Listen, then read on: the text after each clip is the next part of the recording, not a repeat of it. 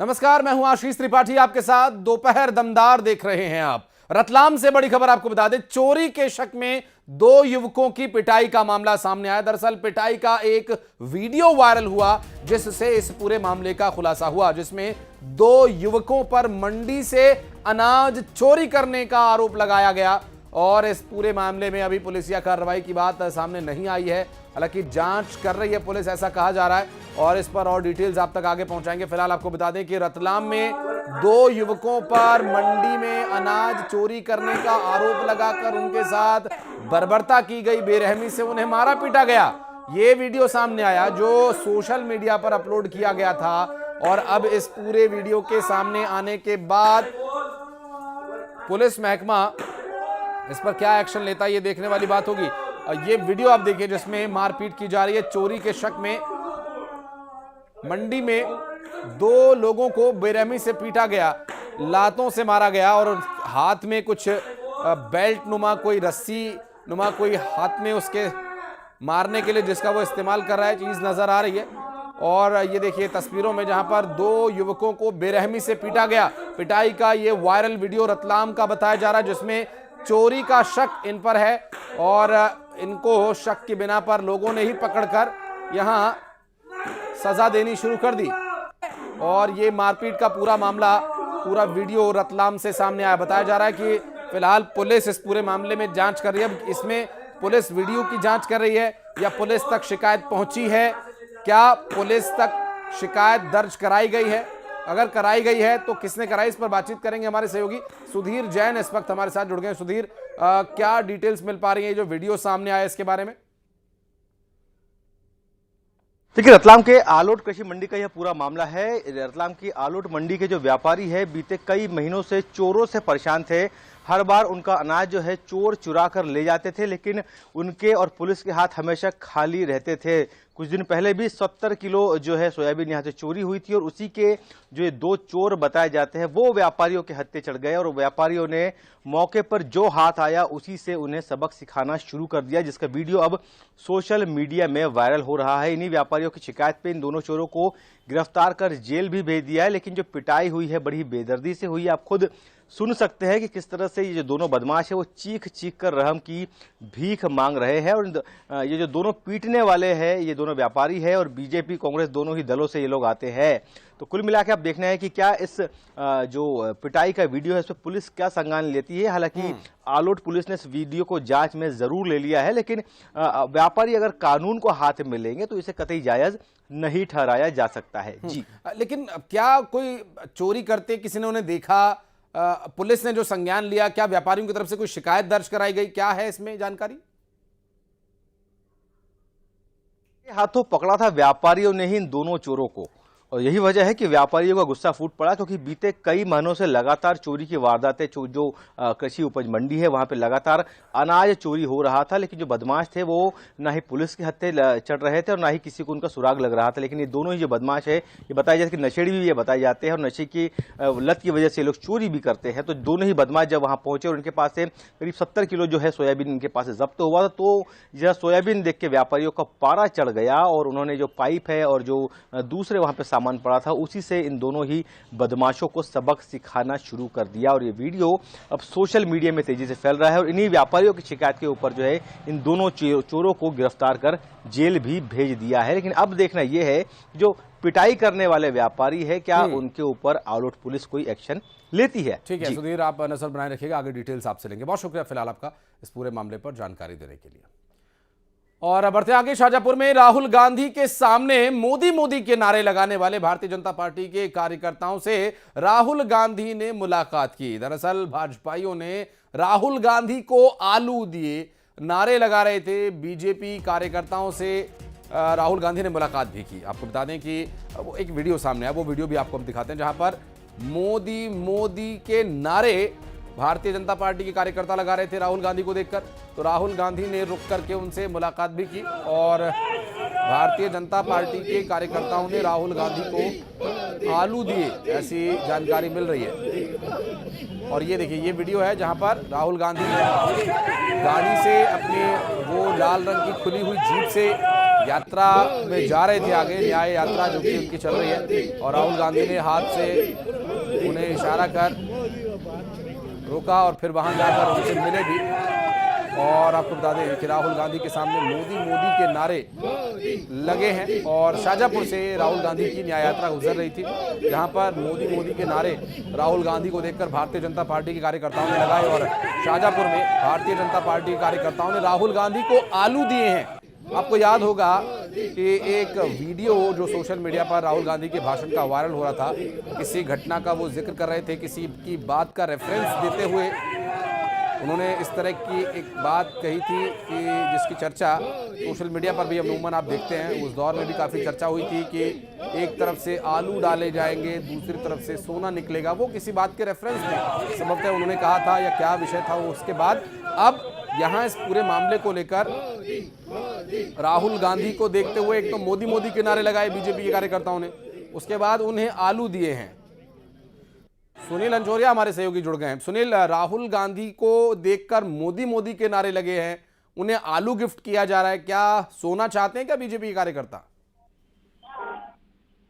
देखिए, राहुल गांधी आज शाहजहांपुर दौरे पर पहुंचे थे, और इस दौरान कुछ भाजपा कार्यकर्ताओं ने जो है उन्हें उनके सामने न सिर्फ मोदी मोदी के नाम बल्कि उन्हें आलू देने की कोशिश की। और हालांकि राहुल ने जो है उनको धन्यवाद कह के वहां से वो निकल गए मुस्कुराते हुए। लेकिन जिस तरीके से राहुल का दौरा होता है, और कहीं ना कहीं इस तरीके की घटनाएं जो है वो कई नई सारे विवादों को जन्म देती है। हालांकि ऐसा कतई अंदेशा नहीं था राहुल को कि उसे शाहजहांपुर में जो है आलू इस तरीके से दिए जाएंगे। सिक्योरिटी में कोई बाधा तो नहीं आई? नहीं, सिक्योरिटी काफी तगड़ी थी राहुल की, और तमाम सुरक्षा बलों ने सिक्योरिटी तगड़ी की थी। और उसके बाद भी भाजपा कार्यकर्ता अचानक पहुंचे, हालांकि राहुल खुद उनसे मिलने पहुंचे, जबकि पिछली घटनाओं में बताया जा रहा है राहुल गांधी उन कार्यकर्ताओं से मिलने भी पहुंचे थे। जी बिल्कुल, राहुल भाजपा कार्यकर्ताओं से मिलने पहुंचे थे और उन्हें धन्यवाद दिया मुस्कुराकर उनके सामने। ठीक है, बहुत शुक्रिया सुनील आपका इस पूरे मामले पर जानकारी देने के लिए। और बढ़ते आगे, ओरछा में एक बड़ा सड़क हादसा हो गया। दरअसल गाड़ी ने बाइक सवारों को रौंद डाला। एक ही परिवार के 3 लोगों की मौके पर ही मौत हो गई। बताया जा रहा है कि एक महिला इसमें गंभीर रूप से घायल हुई है। शादी समारोह से लौट रहे थे सभी लोग, और टक्कर मारने वाली गाड़ी का कोई पता अब तक नहीं चल सका है। और एक ही परिवार के 3 लोगों को गाड़ी ने टक्कर मारी और 3 लोगों की मौत हो गई। ओरछा से सड़क दुर्घटना का यह पूरा मामला सामने आया है। हादसे में 3 लोगों की मौत, जो एक ही परिवार के बताए जा रहे हैं। हादसे का यह दुखद मामला और बेहद दर्दनाक ये पूरा घटनाक्रम रहा। और बात करेंगे, हमारे सहयोगी हृदेश इस वक्त हमारे साथ जुड़ गए हैं, उनसे बात करेंगे। हृदेश, कैसे ये हादसा हुआ, क्या डिटेल्स मिल पा रही हैं? देखिए, जो ये लोग थे ये मोटरसाइकिल से आ रहे थे, 2 मोटरसाइकिलों से, और जब ये अपने गांव की तरफ मुड़े तभी एक तेज गति से आते हुए ट्रक ने इन्हें रोन दिया। वहां मौके पर ही 3 लोगों की मौत हो गई, जबकि एक महिला गंभीर रूप से घायल है। जी, बहुत शुक्रिया आपका हृदेश इस पूरे मामले पर जानकारी देने के लिए। और छतरपुर में बीएसपी नेता की हत्या का मामला अब गर्मा गया है। परिजनों ने छत्रसाल चौक पर जाम लगा दिया, आरोपियों की गिरफ्तारी की मांग कर रहे हैं। गोली मारकर बीएसपी नेता महेंद्र गुप्ता की हत्या की गई थी। हत्या के इस पूरे मामले में कार्रवाई की मांग कर रहे हैं बीएसपी नेता की हत्या के इस पूरे मामले में आगे क्या एक्शन लिया जाएगा पुलिस से देखना होगा। इस बारे में कुछ अभी तक हालांकि जानकारी पुलिस ने नहीं दी है, लेकिन छतरपुर में बीएसपी नेता की हत्या का मामला अब गर्माता नजर आ रहा है। इस पूरे मामले में अभी जो प्रदर्शन चल रहा है उसके बारे में, आरोपियों की गिरफ्तारी की मांग को लेकर प्रदर्शन किया जा रहा है, बताया जा रहा है। और रतलाम से बड़ी खबर आपको बता दें, कुत्तों का आतंक बरकरार है। 3 कुत्तों ने एक युवती पर हमला कर दिया, बाल युवती की जान बची है। सीसीटीवी कैमरे में यह पूरा वाकया कैद हुआ, वो वीडियो भी आपको दिखाएंगे जहां एक युवती की जान बची। अब देखिए, 3 कुत्तों ने एक साथ हमला किया और कुत्तों के काटने का ये पूरा घटनाक्रम सामने आया, जहां पर एक युवती को कुत्तों ने न सिर्फ भौंक कर खदेड़ा बल्कि उस पर हमला कर दिया, उसे काट लिया। हालांकि जब युवती गिर जाती है और संभवतः दूसरी तरफ से कोई बच्ची की मदद करने के लिए वहां पर आया या आवाज लगाई या कुत्तों को डांट कर भगाने की कोशिश की, उसके बाद वो तीनों कुत्ते वहां से भाग जाते हैं। और ये देखिए पूरा ये मामला रतलाम से सामने आया है और सुधीर हमारे सहयोगी जुड़ गए हमारे साथ, उनसे बात करेंगे। सुधीर, कहां का ये मामला है और अभी क्या कुछ जानकारी मिल रही है? देखिए, ये अलकापुरी का पूरा मामला है। रतलाम का अलकापुरी क्षेत्र है जहाँ पे एक युवती गुजर रही थी और तीन जो है जो कुत्ते हैं स्ट्रीट डॉग, उन्होंने इस युवती के ऊपर हमला कर दिया। उसे नोचने की कोशिश कर रहे थे क्योंकि ये युवती गिरती भी है लेकिन संभल के जो है डट के मुकाबला करती है इन कुत्तों का, उन्हें भगाने में कामयाब हो जाती है। लेकिन ये जो पूरी वारदात है वो पास लगे सीसीटीवी कैमरे में कैद होती है और वीडियो सोशल मीडिया में तेजी से फैल रहा है। ये पहली बार नहीं है, इसके पहले बहुत से ऐसे डॉग बाइट के मामले सामने आए और रतलाम जो है मध्य प्रदेश में सबसे ज्यादा आवारा कुत्तों वाला रजिस्टर्ड शहर है। यहाँ 20,000 से ज्यादा स्ट्रीट डॉग है। तो आप समझ सकते हैं कि लोगों का जीना कितना यहाँ पे दूभर है। बिल्कुल, और ग्वालियर से भी डॉग बाइट के बहुत सारे मामले ऐसे ही सामने आते हैं। अब लगभग इन दोनों ही जगह की कमोबेश एक ही जैसी स्थिति है। बहुत शुक्रिया आपका सुधीर इस पूरे मामले पर जानकारी देने के लिए।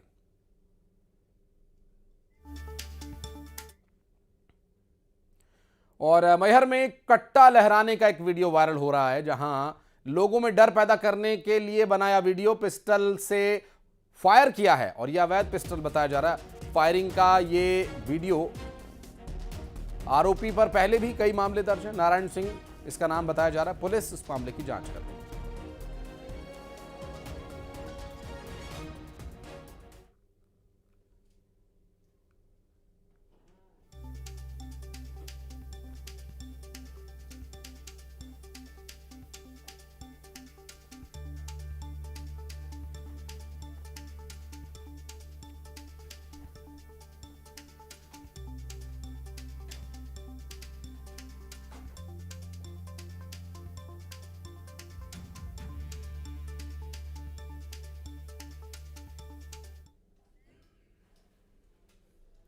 और रायपुर में धरने पर बैठे पार्षद, रात से धरने पर बैठे हैं पार्षद। टैक्स वसूली में भेदभाव का आरोप निगम के राजस्व अधिकारी पर लगाया आरोप। बड़े बकायेदारों पर कार्रवाई न करने का आरोप। जोन के अध्यक्ष हरदीप हुरा पार्षदों के साथ धरना दे रहे हैं।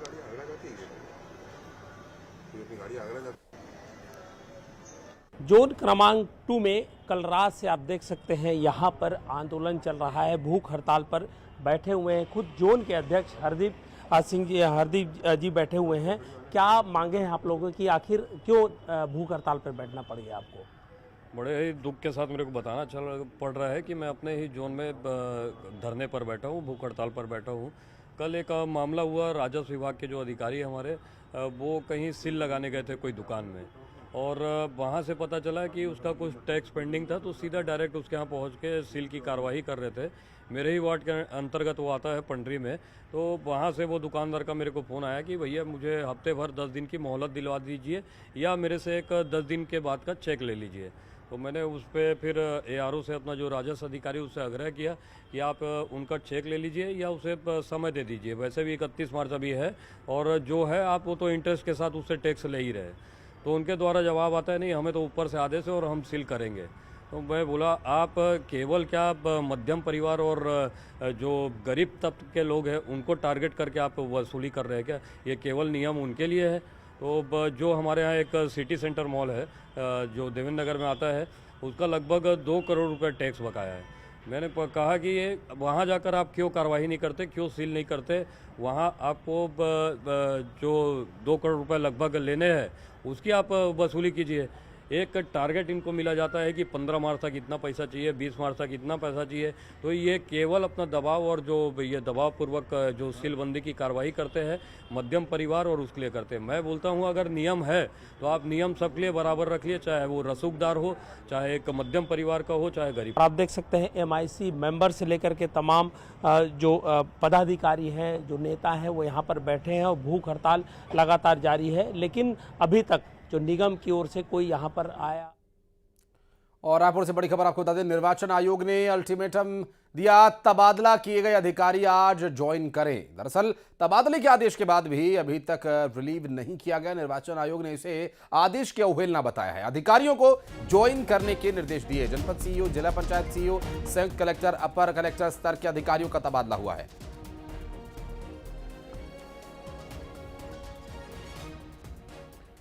और हमारे सहयोगी युगल तिवारी जुड़ गए हमारे साथ, बात करेंगे उनसे। युगल, निर्वाचन आयोग ने अल्टीमेटम दिया, कितने दिन का अल्टीमेटम और कारण क्या रहा ये अल्टीमेटम देने का? जी देखिए, आदर्श आचार संहिता लगने से पहले ऐसे अधिकारियों का तबादला किया गया है जो 3 वर्ष से अधिक समय से जमे हुए हैं और उनकी अवधि है लगभग पूरी हो गई है। कुछ ऐसे अधिकारी हैं जिनकी शिकायत के आधार पर भी तबादला किया गया था, लेकिन उन अधिकारियों को उनके जो पद स्थापना है वहां से जो रिलीव नहीं किया गया था। अब जैसे ही निर्वाचन आयोग ने इस मामले को संज्ञान में लिया और अल्टीमेटम जारी किया है, उसके बाद तमाम जैसे जो जिले में जिन अधिकारियों के तबादला हुए हैं उन्हें रिलीव करने का काम है वो लगातार तत्परता के साथ किया जा रहा है। राजधानी रायपुर की अगर बात करें तो हम संयुक्त कलेक्टर हैं, उन्हें भी अभी पद से मुक्त कर दिया गया है और इसके अलावा राजधानी रायपुर के साथ साथ अन्य जिले में ऐसे अधिकारियों के जिनके तबादला हुए हैं उन्हें रिलीव करने का काम है वो किया जा रहा है, क्योंकि शिकायतें भी हुई थी और आदर्श आचार संहिता लगने से पहले स्थानांतरण हुआ था और अभी आने वाले समय में लोकसभा का चुनाव होना है। ऐसे में जो निष्पक्ष चुनाव को लेकर के जो तबादले हैं वो किए गए थे, शिकायत के आधार पर कुछ विभागीय तबादले भी हुए थे। अब जो अल्टीमेटम के बाद असर है वो भी दिख रहा है। निर्वाचन आयोग ने इसे गंभीरता से लिया। और बहुत शुक्रिया युगल आपका इस पूरे मामले पर जानकारी देने के लिए। डिटेल्स आगे आपसे लेते रहेंगे, अपडेट लेते रहेंगे। बहुत बहुत शुक्रिया फिलहाल। और यहाँ रुक रहे एक छोटे से ब्रेक के लिए, खबरें आगे भी जारी रहेंगी, चल लौटते हैं।